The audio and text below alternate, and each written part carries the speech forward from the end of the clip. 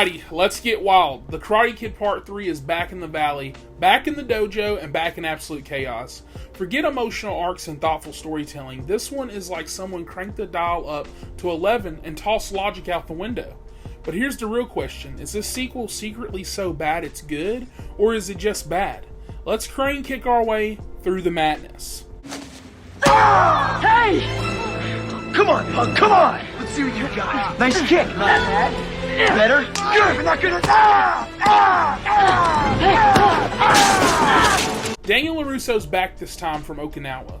He's wiser, he's stronger, and apparently still not done with the All-Valley tournament. Enter John Kreese. He's still licking his wounds from Part 1 and out for revenge. But this time he brings back up Terry Silver. Wealthy, deranged, stylish, rocking a ponytail and an evil laugh. Think corporate Bond villain meets kung fu fever dream. Silver's master plan: break Daniel's spirit, corrupt his mind, and humiliate him at the tournament by turning him into the thing he swore he'd never become, a Cobra Kai.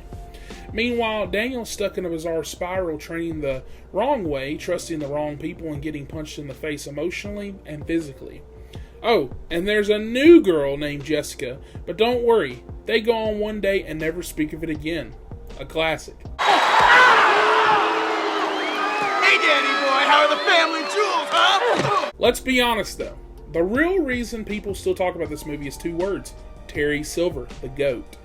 Thomas Ian Griffith is having the time of his life. He's chewing scenery like it's a 5-course meal. He's insane, he's theatrical, he bathes in toxic waste while planning psychological warfare on a fucking teenager, and it's glorious. The return to the tournament structure gives us much more needed familiarity, and that finale, while less emotional than Part 1, it still delivers on hype and spectacle. And Mr. Miyagi, where's he at? Still the heart and soul, that's where he's at. Even as the story loses its mind, Pat Morita stays grounded. His quiet, steady presence keeps the whole film from totally flying off the rails. Daniel, we love him, but listen. He's making every wrong decision possible that you can make as a human being.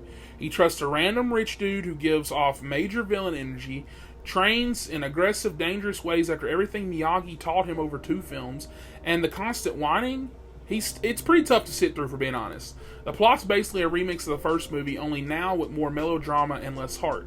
The tone swings wildly from soap opera to Saturday morning cartoon, and that romance subplot is non-existent. Jessica and Daniel are just friends, which is fine, but why even include that?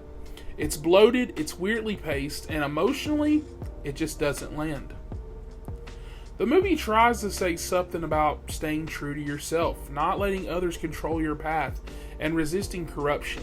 But those themes are buried under layers of overacting and absurd villain plots. But still, there is a solid message. Karate isn't about aggression, it's about balance and intention. And when Daniel finally remembers that, the film finds a flicker of heart. It's not a bad film in this franchise, guys, because this is wildly seen as the weakest of the original trilogy, and even Ralph Macchio stone shaded it. But here's a twist. Cobra Kai gave this movie a second life.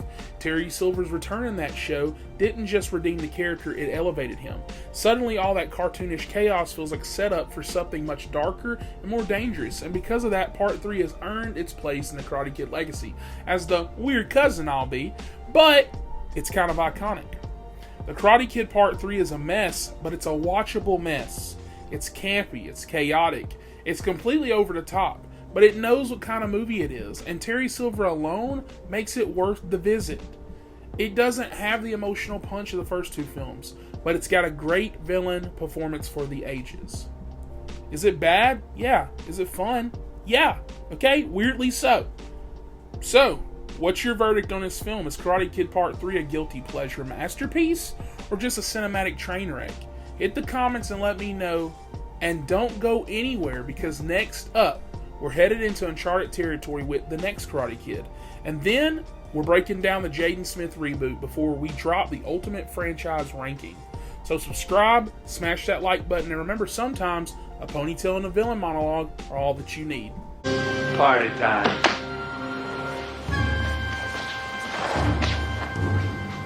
We're old friends.